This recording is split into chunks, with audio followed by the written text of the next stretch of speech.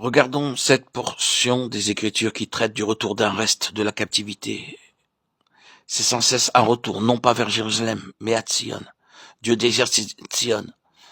C'est Jérusalem comme le Seigneur désirerait la voir, et non pas comme elle est actuellement.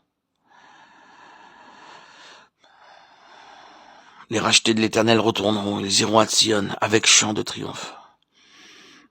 Et une joie éternelle couronnera leur tête.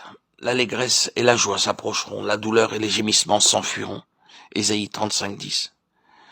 Le Seigneur dit, je retourne à Sion. Zacharie 8:3. Oui, je reviens à Jérusalem, Zacharie 1:16.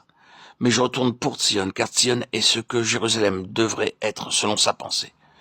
Je suis jaloux pour Sion d'une grande jalousie, je suis jaloux pour elle d'une grande fureur. Zacharie 8:2. Sion est la pleine pensée de Dieu, signifiant tout ce que son peuple devrait être. Elle est au centre de l'intérêt divin. Dans le Nouveau Testament, il y a une interprétation spirituelle de cela, une contrepartie spirituelle de ce qui est historique. Mais vous êtes venus à la montagne de Sion et à la cité du Dieu vivant, la Jérusalem céleste, Hébreux 12:22. Vous êtes venus et non pas ils viennent. Ils sont en route pour Sion, quoi que cela puisse signifier quand vous chantez, nous marchons vers Sion. Nous sommes venus à Sion. C'est cela la pensée de la lettre aux Hébreux. Nous sommes approchés de quelque chose qui, dans le ciel, est absolu, accompli, ultime. Nous avons quitté le partiel. Nous avons laissé les figures, les types, les images de l'Ancien Testament. Aucune d'elles ne pouvant parvenir à la finalité. Elles nous conduisaient seulement de loin et nous ont laissés sur le chemin. Mais maintenant, nous sommes parvenus au terme de tout cela. Dieu, dans ces derniers temps, nous a parlé par le Fils, Hébreux 1:2, et nous sommes venus à Sion. La pleine pensée de Dieu en Christ. Dans l'interprétation du Nouveau Testament, c'est Christ comme étant l'incarnation de la pleine pensée de Dieu concernant l'Église, rassemblant en lui ceux qui satisfont cette pleine pensée. Le rassemblement d'un peuple pour être le peuple de Sion. C'est la base de tout. Autour de cela sont réunies de nombreuses choses. Si vous voulez savoir combien elles sont nombreuses, asseyez-vous, prenez une concordance et considérez ce mot de Sion et son contexte. Cela vous demandera un certain temps, mais vous verrez que Sion est une très vaste pensée de Dieu recouvrant de nombreux aspects. Nous voyons dans le psaume 122, c'est là que montent les tribus de l'Éternel, un témoignage à Israël. C'est un peuple d'Sion pour un témoignage, non pas pour les perdus dans ce cas, mais pour Israël. Il ira au-delà d'Israël pour les perdus. C'est la méthode de Dieu, de partir du centre vers la circonférence, pour aller au-delà de Sion, pour Israël et jusqu'aux nations. Mais ici, nous sommes limités au premier niveau du témoignage de Sion à Israël. Cela est vrai dans son principe, et c'est le rappel d'une ordonnance établie par Dieu. Nous sommes au commencement quand Israël fut constitué comme une nation. Vous devez seulement regarder un passage dans le livre du Deutéronome. 3 fois par année, tous les hommes d'entre vous se présenteront devant l'Éternel ton Dieu dans le lieu qu'il choisira, à la fête des pains sans levain, à la fête des semaines et à la fête des tabernacles. On ne paraîtra point devant l'Éternel les mains vides. Deutéronome 16:16. Maintenant, vous seriez dans l'erreur, bien sûr, si vous lisiez ce passage dans le psaume 122 pour dire que tout Israël allait jusqu'à Jérusalem 3 fois dans l'année, ou même une fois dans l'année. Ils ne pouvaient pas tous aller à Jérusalem. Ils ne pouvaient pas tous loger à Jérusalem. Mais ils y montaient sur la base de la représentativité. Tous les mâles y allaient 3 fois par an, tout Israël, représentativement, y montait. Ils y venaient bien sûr pour un merveilleux renouvellement de l'accomplissement de l'amour de Dieu. Le grand prêtre était là avec les noms des tribus sur sa poitrine, sur le pectoral. Ils étaient là, devant le Seigneur, dans l'amour du souverain sacrificateur, l'amour de Dieu en Christ, les portant tous sur son cœur. Sur ses épaules, leurs noms encore étaient portés. La force de Dieu en Christ les soutenant tout au long de leur vie. Ils venaient pour saisir de manière renouvelée l'amour et la force de Dieu en leur faveur, dans le souverain sacrificateur.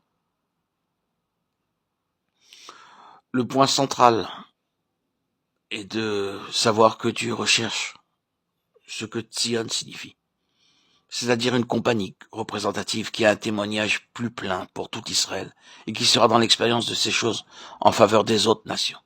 C'est ainsi que le Seigneur veut satisfaire ce grand besoin, en ayant parmi son peuple quelques-uns qui seront une satisfaction pour lui et qui le connaissent de cette manière plus pleine. La première mention de Jérusalem dans Genèse 14-18 était en relation avec Melchisédek, qui était roi de Salem. C'est le premier nom de Jérusalem. Melchisédek était prêtre de Dieu très haut, mais il était aussi roi de Salem. La première mention de Sion ou Jérusalem est liée à la royauté en relation avec le sacerdoce.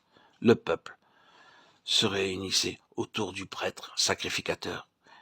Comme aujourd'hui, les nations se réunissent autour du repas de la scène, devant le sacrifice ultime qui nous a été donné par notre Seigneur, Jésus-Christ. Il y a aujourd'hui un grand besoin pour l'Église de restaurer la position de l'absolu Seigneur et de Christ. Son impact sur ce monde a très largement été perdu. Et la raison en est que le Seigneur Jésus n'a pas sa place comme souverain absolu. Toutes sortes de choses ont pris la place de la souveraineté absolue de Jésus-Christ, c'est-à-dire du gouvernement absolu. Conseil, comité ou tout ce que vous voudrez occupe la place, au lieu de son gouvernement exclusif. Mais marcher dans ce que signifie Sion est un chemin coûteux. Ce n'est pas du tout une voie facile. C'est pourquoi il y a eu souvent des abandons et des choses plus faciles ont été mises à la place. Il n'est pas facile de s'attendre au Seigneur, d'être gouverné entièrement par le Saint-Esprit. C'est une voie difficile. Et vous serez mis de côté si vous mettez votre main sur les choses de Dieu, à l'exemple de Saül, l'homme de la chair. Vous serez rejeté par le Seigneur si vous saisissez les choses avec vos propres mains. C'est de cette manière et en ces termes que la question se pose. L'Église n'a pas été préparée à payer ce prix. Elle a perdu son témoignage. Puisse le Seigneur rétablir ce témoignage au sein de l'Église, au sein de toutes les nations et au sein même du peuple d'Israël qui a renié, qui a refusé notre Seigneur Jésus-Christ comme le principal roi Melech HaMashiach qui s'est donné, qui a donné sa vie en sacrifice.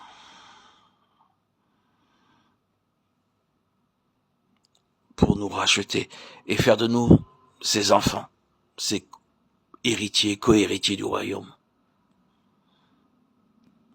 auquel nous appartenons. Par notre foi en Christ, nous sommes sa propriété. Et notre volonté, nos désirs, notre vie lui appartiennent.